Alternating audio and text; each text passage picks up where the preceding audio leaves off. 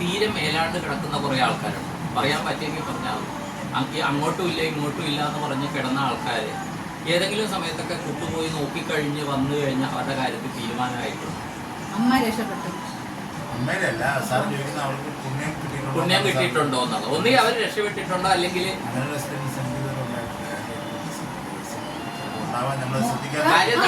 പറഞ്ഞിട്ടുണ്ട്. എന്തൊക്കെ പറഞ്ഞിട്ടുണ്ട്? അമ്മ ഞാൻ ഇനിയിപ്പം ഹോസ്പിറ്റലിൽ പറഞ്ഞില്ല, അമ്മ ഞാൻ വന്നു കഴിഞ്ഞാൽ മോശം കിട്ടും പറഞ്ഞിട്ടുണ്ട്. ഇതെന്താ സംഭവം എന്നറിയാം. ഒരു പാർട്ടി എന്നെ കോണ്ടാക്ട് ചെയ്തു. അവരുടെ ഫാദർ 90 വയസ്സിന് മുകളിൽ പോയതുകൊണ്ട് ഇതുകൊണ്ട് ഞാനപ്പോൾ എനിക്ക് കിട്ടുന്ന രീതിയിൽ വഴിപാടുകൾ വെച്ചിട്ട് ഞാൻ പറഞ്ഞു ഇദ്ദേഹമായിട്ട് അപ്പോൾ ഒരു 5 അമ്പലങ്ങൾ ബന്ധമുണ്ട്. അവിടെ തേങ്ങയൊക്കെ ഒഴിഞ്ഞു കൊടുക്കാൻ പറഞ്ഞിട്ട് ഒരു രക്ഷയില്ല. ഇദ്ദേഹം ഒരു രക്ഷയില്ല. പിന്നെ ഞാനിങ്ങനെ ഇപ്പോൾ കുട്ടുവിൻ്റെ ഇതിൽ നിന്ന് ഒരു ഇൻഫർമേഷൻ കിട്ടി. ഇങ്ങനെ ഒഴിഞ്ഞ് കാണിക്കെടുത്ത് വയ്ക്കാൻ പറയാം. ഇങ്ങനെ എന്നെ കോണ്ടാക്ട് ചെയ്ത അദ്ദേഹത്തിൻ്റെ സന്താനങ്ങളിൽ ഒരാളുടെ അടുത്ത് ഈ കാണിക്ക എടുത്തിട്ട് ഇങ്ങനെ ഇദ്ദേഹത്തിൻ്റെ താഴെ വരെ ഈ കാണിക്ക ഒഴിഞ്ഞു വെക്കാൻ പറഞ്ഞു. ഒഴിഞ്ഞു വെച്ച അന്ന് തന്നെ തീരുമാനമാകുന്നുള്ള രീതിയിലാണ് കിട്ടിയിരിക്കുന്നത്. അതുകൊണ്ട് എനിക്ക് ശരീരം ഇതാകുന്നു ഞാൻ പറഞ്ഞത്. ഇതുവരെ ഞാൻ പറയാത്തൊരു പ്രതിവിധിയാണ്. അപ്പോൾ ഇത് വെച്ച ഉടനെ അവർ എൻ്റെ അടുത്ത് ചോദിച്ചു ഇതെന്ത് ചെയ്യാനാ, അടുത്ത 2 അമ്പലങ്ങളുണ്ട് അവിടെ ഇടാനാണ്. ഞാൻ പറഞ്ഞു വേണ്ടാന്ന് പറഞ്ഞു. ഒന്നും ഇടാൻ ഞാൻ പറഞ്ഞിട്ടില്ല, എനിക്ക് അതൊന്നും ആയിട്ടില്ല എന്ന് പറഞ്ഞു. അത് കഴിഞ്ഞ് അന്ന് പോയില്ല. ഇവർക്ക് ഈ സംശയം വന്നുകൊണ്ട് 2ാമത്തെ ദിവസം ഇദ്ദേഹം പോയി കഴിഞ്ഞപ്പോൾ ഇൻഫർമേഷൻ തന്ന് ഇദ്ദേഹത്തിൻ്റെ അസ്ഥി എവിടെയാണോ നിമഞ്ജനം ചെയ്തത് അവിടെ എടുത്തുള്ള അമ്പലത്തിൽ കൊണ്ടുപോയിട്ടുള്ളൂ എന്ന് പറഞ്ഞു. അത് എനിക്ക് ഒരു പ്രത്യേക ഒരു ഇതായിരുന്നു.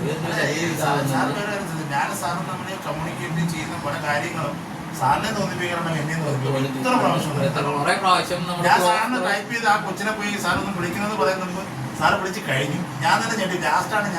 പിന്നെ അതുപോലെ തന്നെ സാർ ഇവൻ പോണ എന്ന രാത്രി 1 മണി 1:30 മണി വരെ സാർ ഇവൻ 1:30-2 മണി വരെ താഴെ ഹോം തിയേറ്ററെല്ലാം വെച്ച് TV വെച്ച് ശിവന്റെ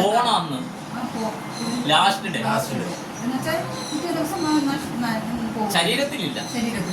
അപ്പോൾ അന്നത്തെ ദിവസം സാറേ എൻ്റെ അടുത്ത് കുറേ നേരം കാര്യം വിഷമത്തിൽ പറഞ്ഞിട്ട് അമ്മ ടെൻഷൻ അടിക്കേണ്ട, എൻ്റെ ഷോളിൽ വന്നിരുന്ന് കളിച്ച് എൻ്റെ മടി വന്ന് കിടന്നുറങ്ങും. എൻ്റെ കയ്യിലാണ് കിടക്കുന്നത്. അതാണ് എനിക്ക് സഹിക്കാൻ പറ്റാത്തത്. ഒരു കുട്ടി ഈ കയ്യിൽ ഇപ്പൊ ഞാൻ ചോദിക്കട്ടെ, ചേച്ചി ഇങ്ങനെ കിടക്കുമ്പോ കയ്യെ വന്ന് കിടക്കുന്നതായിട്ട് ഫീലിംഗ് ഉണ്ട്.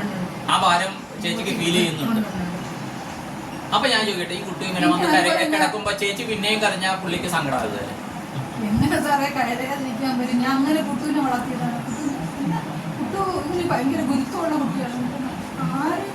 ഒരു അധ്യാപകനൊക്കെ അവൻ ദേഷ്യപ്പെട്ട് സംസാരിക്കുന്ന എന്നോട് മാത്രമേ ഉള്ളൂ. വേറെ എന്റെ ഫ്രണ്ട്സ് ആവട്ടെ. പക്ഷെ അത്രയും സ്നേഹം ഇപ്പൊ അച്ഛൻ്റെ അടുത്ത് കാണിക്കുന്നുണ്ട്.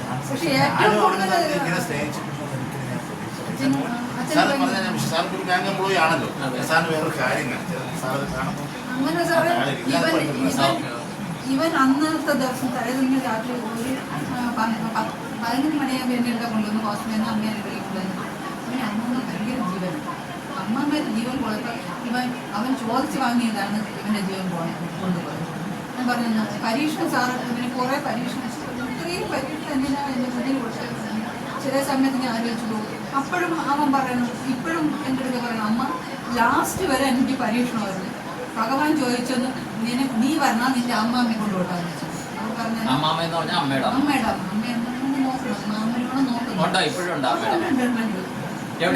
അമ്മ അടുത്ത് കുറച്ചപ്പുറത്താണ് താമസിക്കുന്നത്. ഇന്നിപ്പോൾ പയ്യ എന്ന് പറഞ്ഞു. ഇങ്ങോട്ട് വരാൻ ചെന്നപ്പോൾ പയ്യാതായി എന്ന് പറഞ്ഞു. പക്ഷെ അമ്മയ്ക്ക് ലൈറ്റ് അമ്മ സ്പോക്കായിട്ട് കിടക്കില്ലല്ലേ, അമ്മയ്ക്ക് ഫാനിട്ട് കൊടുക്കും. ഇപ്പോഴും ഈ നിമിഷം വരും സാർ. ഈ ഇതിലേ സാറിന്റെ ഒരു ക്ലാസ് നോക്കാണ്. അപ്പം ഞാൻ സാറിന് ഒരു എക്സാമ്പിൾ ചെയ്യും.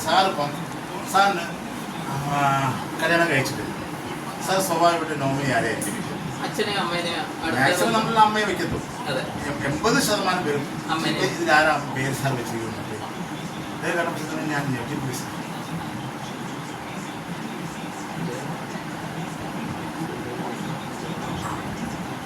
നോമിനേഷൻ എൻ്റെ പേരാ സാർ.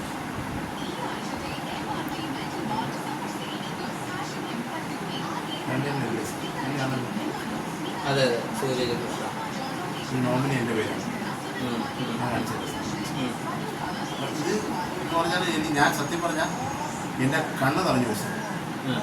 നോമിനി വെച്ചിരിക്കുന്നത് ഇതിൽ എൻ്റെതാണ് സാർ. ഉണ്ട് സാർ.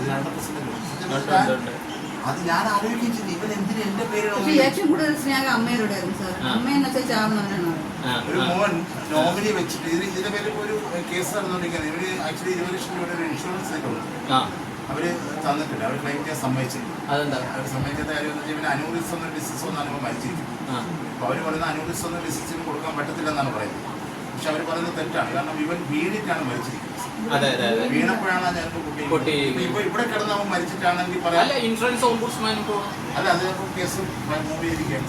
അതിപ്പോ അടുത്ത കാരണം വേറെ ഒന്നും അവരുടെ പൈസയൊന്നും എനിക്ക് വേണ്ട സാർ. പക്ഷെ അവൻ എന്റെ പേര് ഇതിൽ വെച്ചത് കൊണ്ട് എനിക്കൊരു വാശിയാണ്. അവന്റെ അച്ഛന്റെ പേര് അവൻ ഈ നോമിനിയായിട്ട് വെച്ചിട്ടുണ്ടെങ്കിൽ ആ പൈസ ഇനി എന്തെങ്കിലും ആയിക്കൊണ്ട് പോട്ടെ സാർ. പക്ഷെ ഞാനത് എനിക്കത് വാങ്ങിക്കണമെന്നൊരു വാശിയായി.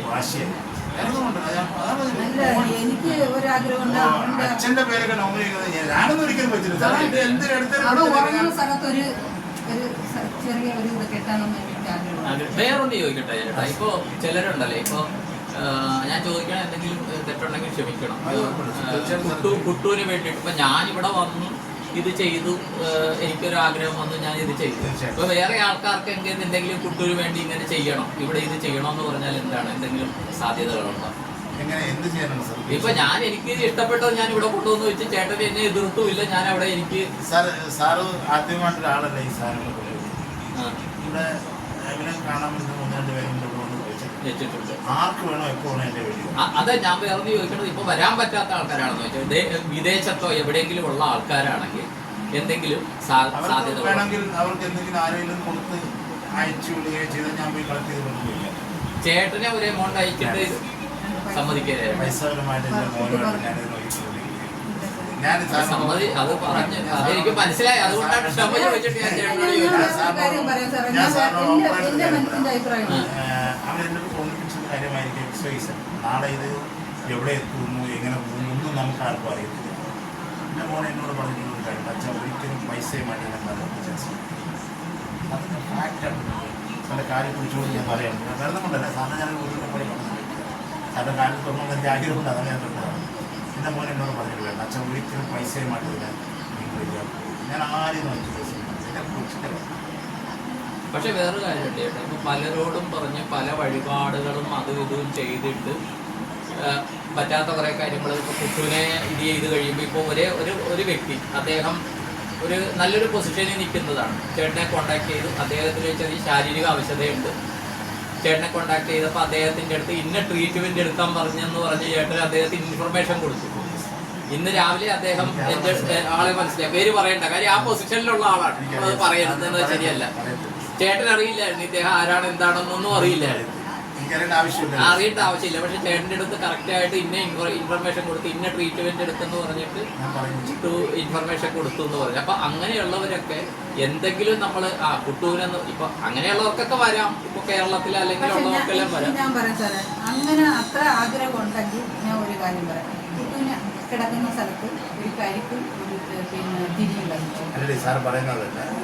ഒരുപാട് ഡിസ്റ്റൻസിലുള്ള ആൾക്കാരാണ്, അമേരിക്കയിലുള്ള ഒരുപാട് ദൂരമുള്ള ആൾക്കാരാണ്. ഞാൻ പറഞ്ഞില്ലേ സാർ, അവർക്ക് എന്തെങ്കിലും ഒരു സമയത്ത് ഞാൻ സാറിനോട് ഓപ്പണായിട്ട് പറയാം, അവർ ചെയ്യാനൊരു സ്പേസ് കിട്ടും. അത് ആലോചിച്ച ഒരു സമാധാനം എനിക്കത് അവർക്ക് കിട്ടും. അവർ ആത്മാർത്ഥമായിട്ട് ആഗ്രഹിച്ചിട്ടുണ്ട്, കുട്ടുന്നത് ആഗ്രഹിച്ചിട്ടുണ്ടെങ്കിൽ തീർച്ചയായിട്ടും അവർക്ക് ആ സ്പേസ് കിട്ടും. എൻ്റെ മോൻ്റെ പേരിൽ 1 രൂപ പോലും ഞാൻ മേടിക്കത്തുമില്ല, ഞാൻ അങ്ങനെ ഒരു പ്രോബ്ലം ചെയ്യത്തില്ല. വേറെ ഒന്ന് ചോദിക്കട്ടെ, ഇപ്പൊ നിങ്ങൾ ഡെയിലി ഭക്ഷണം കഴിക്കുന്നുണ്ട്, അപ്പൊ ഈ ഭക്ഷണം കഴിക്കുമ്പോൾ പറയാൻ പറ്റുമെങ്കിൽ പറഞ്ഞാൽ അതിലേക്ക് വേണ്ട കുട്ടൂനാണെന്ന് പറഞ്ഞ് മാറ്റി വെക്കാം. തീർച്ചയായിട്ടും സാർ, അത് പറയാൻ പെട്ടെന്ന് ഇവിടെ അവന്റെ ഡൈനിങ് ടേബിളിൽ വിളമ്പി വെച്ചിട്ട് മേളിൽ വന്ന് ഇവിടെ വന്ന് വിളിക്കും, കുട്ടു വാ കഴിക്കാൻ. അവൻ അവിടെ വരാൻ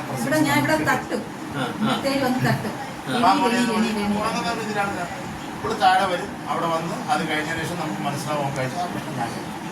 ഓ അത് ശരി. അപ്പൊ ഞാൻ വേറെ നോക്കട്ടെ, ഇതൊന്നും ചോദിക്കാൻ പാടില്ല, ഇത് കുറെ ആൾക്കാർ ഇത് അറിയണം കൊണ്ടാണ് ഞാൻ ഇത് ചോദിക്കുന്നത്. ഇപ്പൊ ചേട്ടൻ ആ ഭക്ഷണം കഴിച്ചു എന്ന് വെച്ചോ, ഇപ്പൊ ആ ഭക്ഷണത്തിനൊരു ടേസ്റ്റ് ഉണ്ട്. ഇപ്പൊ ദോശയാണെന്ന് വെച്ചോ, ദോശ ഉണ്ടാക്കി, ആ ദോശയ്ക്ക് ഒരു ടേസ്റ്റ് ഉണ്ട്. പക്ഷെ കുട്ടൂര് വെച്ചിട്ട് ആ ഭക്ഷണം എടുത്ത് കഴിക്കുമ്പോൾ അതിലെന്തെങ്കിലും ടേസ്റ്റ് വ്യത്യാസം ടേസ്റ്റ് എന്ന് പറയുമ്പോൾ സാർ ഞാൻ പറഞ്ഞില്ലേ സാർ, അത് നമ്മൾ കഴിക്കുമ്പോൾ നമുക്ക് സംതൃപ്തിയാണ്. സാറിന് വേറെ കാര്യം ഞാൻ പറഞ്ഞുതരാം. എനിക്ക് 47 വയസ്സായി. അത്രേ ഉള്ളൂ. എന്നെക്കാളും 50 വയസ്സ്, എന്നെക്കാളും വളരെ ചെറുപ്പമാണ്. 47 വയസ്സുള്ള ഒരു വ്യക്തിയാണ് ഞാൻ. ഈ 46 വയസ്സ് വരെ മീനില്ലാതെ ആഹാരം കഴിച്ചിട്ട് ഈ കൊച്ചു പ്രായപ്പെട്ടിട്ടുള്ള കാര്യം ഞാൻ സാറിനോട് പറയുന്നത്. ഞാൻ 1 വർഷം മീനോ മുട്ടയോ ഇറച്ചിയോ ഒന്നുമില്ലാതെ ഞാൻ വ്രതം പിടിക്കണമെങ്കിൽ ഞാൻ ആഹാരം എടുക്കുന്നതിന് മുമ്പ് ഒരു ആഹാരം എടുത്തിങ്ങനെ വെക്കുക സാർ. എൻ്റെ കണ്ണിന് കൊടുത്ത് എല്ലാ കാര്യത്തിലും ഞാൻ എൻ്റെ മോനെ ബാധിച്ച് വെള്ളം കഴിക്കാതെ ഇപ്പോഴും അപ്പോഴും എപ്പോഴും എൻ്റെ മോൻ പോയതിന് ശേഷം ഞാനല്ലാതെ ഇതുപോലെ ആഹാരം എൻ്റെ 3 നേരത്തെ ആഹാരം ഞാൻ അവനെ എടുത്ത് വെച്ചിട്ട് എല്ലാ കറികളും എടുത്തിട്ട് മോനെ ബാധിച്ചുള്ള ആഹാരം കഴിക്കണം എന്ന് പറഞ്ഞാൽ അപ്പോഴാണ് ഞാൻ ഇവർക്കെല്ലാം വേണ്ടി പ്രാർത്ഥിക്കുന്നത്. അത് വിളിച്ച് പറയുന്നില്ല, അവർക്കെല്ലാം വേണ്ടി ആരെങ്കിലും വന്നെ വിളിച്ച് പക്ഷെ ഇപ്പൊ വേറൊരു സാറേ, ഇപ്പൊ ഒരു ഇത് വെച്ചാൽ ഞാൻ ആഹാരം കൊണ്ടുവയ്ക്കുമ്പം അവിടെ വെച്ചിട്ട് സമർപ്പമ എന്ന് പറയും, അറിയാതെ പറഞ്ഞോളാം. എന്താണെന്ന് എനിക്കറിയാം. സമർപ്പയാമി അത് ഈശ്വരന്മാർക്ക് കൊടുക്കുമ്പോ അങ്ങനെയൊക്കെ പറയണം. ഈശ്വര തുല്യമായിട്ടുള്ളവർ അതറിയാതെ നമ്മുടെ ഉള്ളിൽ നിന്ന് വന്നു പോകും. പൂജയും മന്ത്രമൊന്നും പഠിച്ചാണല്ലോ.